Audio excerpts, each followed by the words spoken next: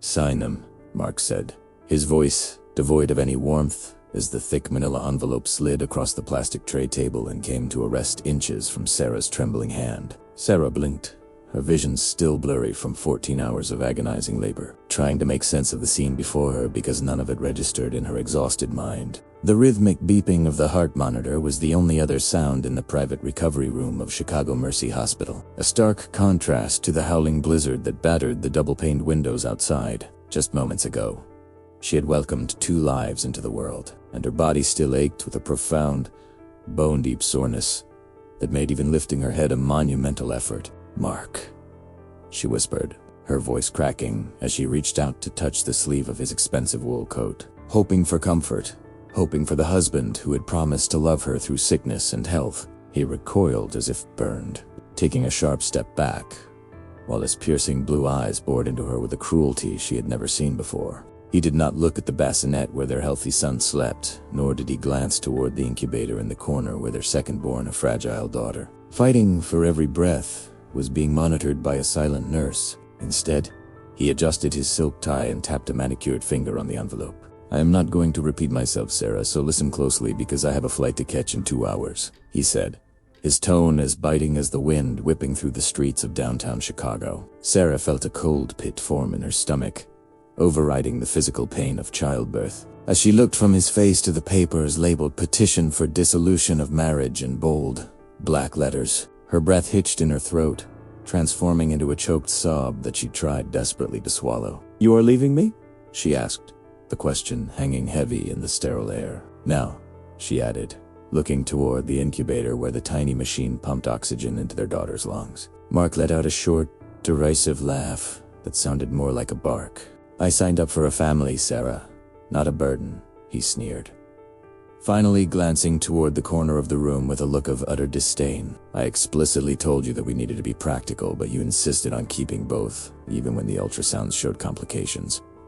He walked over to the window, staring out at the gray skyline, his back turned to her as if she were a stranger he had met on the subway rather than the woman he had been married to for 5 years. "I checked with the insurance company this morning while you were screaming your lungs out," he continued, speaking to the reflection in the glass. "That defective one over there is going to cost hundreds of thousands of dollars in surgeries and special care, and I'm not about to drain my bank account for a lost cause." Sarah felt the blood drain from her face, her hands gripping the hospital sheets so tightly her knuckles turned white. She could not believe that the man she loved was referring to their newborn daughter as a defective one. "She is your daughter, Mark," Sarah managed to say, though her voice shook with a mixture of rage and heartbreak. "Se needs us." "She needs you," Mark corrected sharply, spinning around to face her. "My lawyer has drafted everything, so if you sign now, I will give you a lump sum of $5,000 to get you started on whatever miserable life you are about to lead."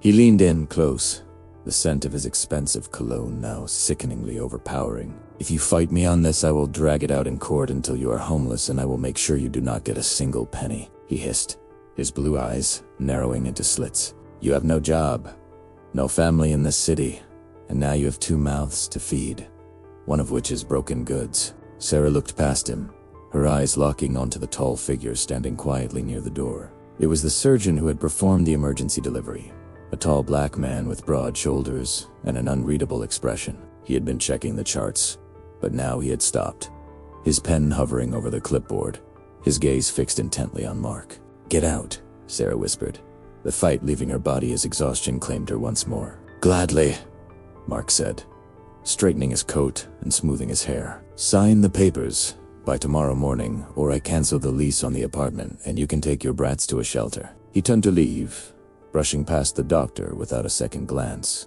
acting as if the man were part of the furniture. But as Mark reached for the door handle, a large hand clamped firmly onto his shoulder, stopping him dead in his tracks.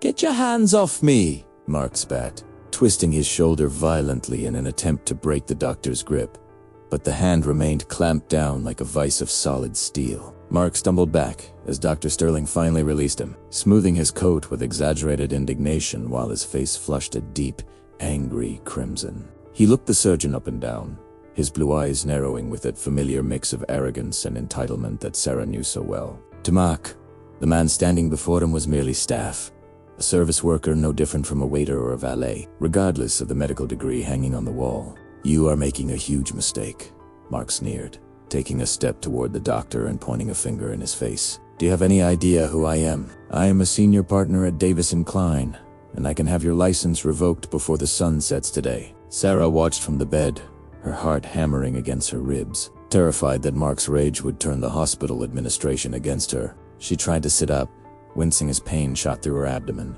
wanting to tell the doctor to let him go so she would unload the medical care her babies needed. Please, just leave, Sarah begged, her voice barely a whisper. Dr. Sterling ignored her plea, not out of rudeness, but because his attention was entirely focused on the man currently threatening his career. He did not blink, nor did he raise his voice. He simply adjusted his glasses and stared down at Mark with the calm, terrifying patience of a predator watching prey that did not yet know it was dead. I strongly suggest you lower your voice, Dr. Sterling said, his baritone rumbling through the small room like distant thunder. You are disturbing my patience. Mark lagged a high, incredulous sound that grated on the ears. Your patience, Mark mocked, gesturing wildly toward the incubator where the tiny baby girl slept.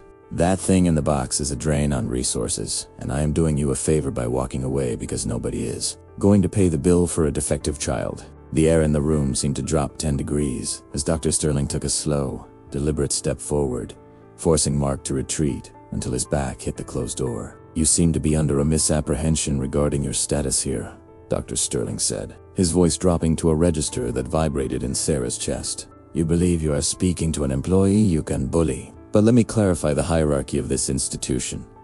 Dr. Sterling reached into his white coat pocket and pulled out his ID badge, holding it up just inches from Mark's face. I am not merely the attending surgeon, he continued, his diction precise and cutting. I am the chief of surgery and the majority shareholder of the Sterling Medical Group, which owns this hospital and 12 others across the state. Mark's mouth opened and closed like a fish out of water, his eyes darting from the badge to the doctor's stoic face as the color drained from his skin. The arrogance evaporated instantly, replaced by the primitive fear of a bully who has finally picked a fight he cannot win. So, when you are in this building, Dr. Sterling said, leaning in until he was nose to nose with the trembling man, you are a guest in my house, and you have just worn out your welcome. But, ... The bills, Mark stammered, grasping for the only leverage he had left, his voice shaking. I am the primary policyholder, and I refuse to authorize payment for ... Dr. Sterling snatched the billing clipboard from the foot of the bed with a fluid motion. Without breaking eye contact with Mark, he ripped the invoice down the middle, the sound of tearing paper echoing like a gunshot in the silent room. He crumpled the pieces in his large hand and dropped them into the waste bin. Consider the debt settled, Dr. Sterling declared, crossing his arms over his chest. As the owner of this facility, I have the authority to designate cases as pro bono, and as of this moment, Sarah and her children are under my personal care, free of charge. Mark looked at the trash bin, then at Sarah, and finally at the imposing figure blocking his path. He realized with dawning horror that he had lost everything: his leverage, his power, and his dignity in the span of 3 minutes. Now, Dr. Sterling said, pressing a red button on the wall, security will escort you to the exit. The door burst open almost immediately, and 2 burly security guards stepped in, flanking Mark before he could even process what was happening. As they grabbed his arms, Mark began to scream, flailing uselessly as he was dragged into the hallway, his threats fading into pathetic whimpers as the heavy door swung shut, leaving Sarah and Dr. Sterling in the quiet, safe warmth of the room. 6 months had passed since the blizzard, and the winter gray of Chicago had melted away to reveal a vibrant, blooming spring that mirrored the transformation in Sarah's life. Standing in the foyer of the Sterling estate, she adjusted the silk hem of her emerald green gown, catching her reflection in the gilt-framed mirror. The woman staring back was unrecognizable from the broken, terrified patient in the hospital bed. Her skin glowed with health, her posture was regal, and her eyes sparkled with a newfound confidence. Mama, a tiny voice cooed from the floor where little Lily was busy pulling herself up on a velvet ottoman. Sarah swooped down to scoop up her daughter, pressing a kiss to the chubby cheek that Mark had once called defective. Lily was not just surviving, she was thriving, her laughter bubbling up like a fountain, her heart strong and steady thanks to the world-class care she had received. "You look breathtaking," a deep voice said from the doorway.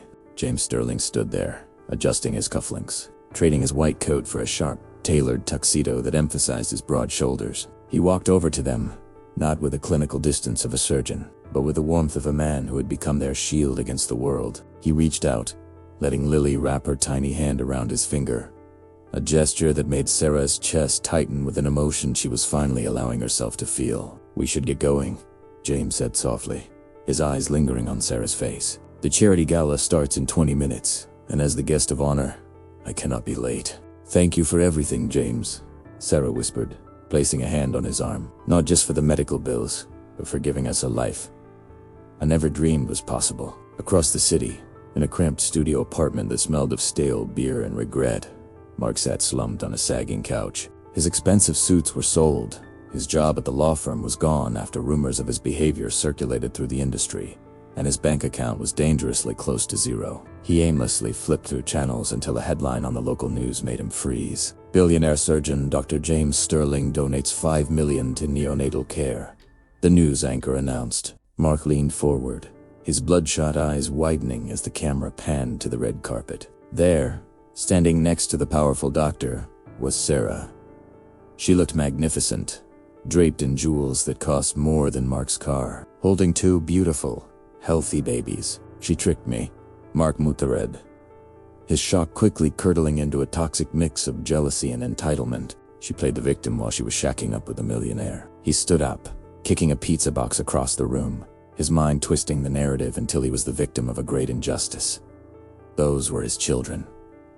That was his wife, and by extension, that wealth should be his. "I am coming for what is mine," he growled, grabbing his wrinkled coat and storming out the door into the humid night.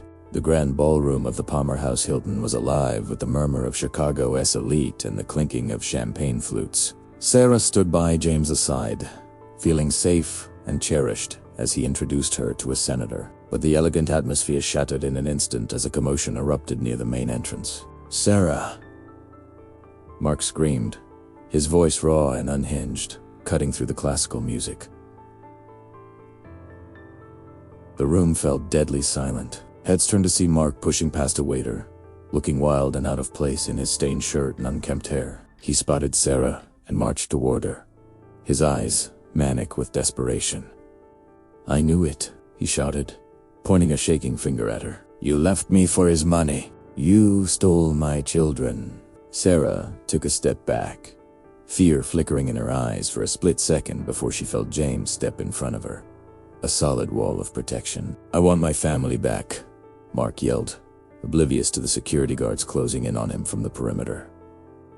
"I am their father and I demand to see my kids." James did not move, nor did he raise his voice, but his presence dominated the room, silencing Mark's rant with a single, icy glare that promised consequences far worse than expulsion. "Let him speak," James commanded, his voice amplified by the microphone he had snatched from the stand, booming through the cavernous ballroom like a judge delivering a verdict. The security guards paused, holding Mark by the arms, as the room fell into a hush so profound one could hear a pin drop. Mark straightened his jacket, mistaking the silence for an opportunity, a twisted smirk forming on his face as he looked around at the wealthy patrons, believing he could still manipulate the narrative. "This man stole my wife," Mark shouted, playing to the crowd. "He used his money to break up a happy home and keep a father from his children." James watched him with a look of profound pity, shaking his head slowly before raising the microphone to his lips again. "Ladies and gentlemen," James said, his tone conversational yet cutting, "the man standing before you is Mark Davis.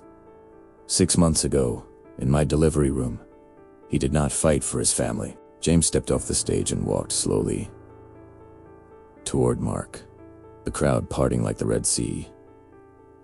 To let him pass, "You are the man who looked at his newborn daughter, fighting for her life in an incubator, and called her defective goods," James stated clearly, ensuring every person in the room heard the specific cruelty of the words. Gasps rippled through the crowd. A woman in the front row covered her mouth in horror, looking at Mark with undisguised disgust. "You are the man who served divorce papers to a woman 14 hours after labor because you calculated that the medical bills would be too expensive for your lifestyle," James continued, now standing toe-to-toe with Mark. "You told her to take the brats to a shelter." Mark's face turned an ashen gray. He looked around the room, desperate to find an ally. But instead of sympathy, he saw only contempt. The elite of Chicago, the very people he had spent his life trying to impress, were looking at him like he was something they had stepped in on the sidewalk. "I didn't mean," Mark stammered, shrinking under the collective weight of their judgment. "You threw them away like garbage," James finished, his voice dropping to a lethal whisper that only Mark and the nearest guests could hear. "But as you can see, one man's trash is another man's treasure. Get him out of here," James signaled to the guards. This time, Mark did not scream threats. He screamed in panic as the guards hauled him backward, his heels dragging on the marble floor. He watched Sarah turn her back on him, burying her face in James's chest, as the heavy ballroom doors slammed shut, sealing him out of the world of warmth and wealth forever. 1 year later, the summer sun bathed the manicured lawn of the Sterling estate in golden light. A banner reading "Happy First Birthday" strung between two ancient oak trees fluttered in the gentle breeze. "Look at her go!" Sarah laughed, clapping her hands as Lily wobbled across the grass on steady legs, chasing her brother toward the pile of gifts. James wrapped his arms around Sarah's waist from behind, resting his chin on her shoulder as they watched the children play. The little girl who had once been written off as broken was now the fastest runner in the yard, her laughter ringing out pure and sweet. "She has your determination," James murmured, kissing Sarah's temple. "And she has her father's protection," Sarah replied, turning in his arms to kiss him. Finally, free of the shadows of the past. Miles away, in the damp alley behind a greasy diner, a man in a stained apron shivered as he sprayed down a stack of dirty plates with a freezing hose. Mark paused to wipe the sweat and grime from his forehead, his hands raw and chapped from the harsh detergent. Through the fogged-up window of the restaurant, he saw a TV screen playing a recap of the year's high society weddings. He saw a flash of a familiar smile Sarah, radiant in white, holding hands with the man who had saved her. Mark looked down at his ruined hands, the weight of his regret crushing him as he realized that the paradise on the screen could have been his, if only he had been a better man. He turned back to the dirty dishes, the steam rising into the cold night air, alone in the mess he had made.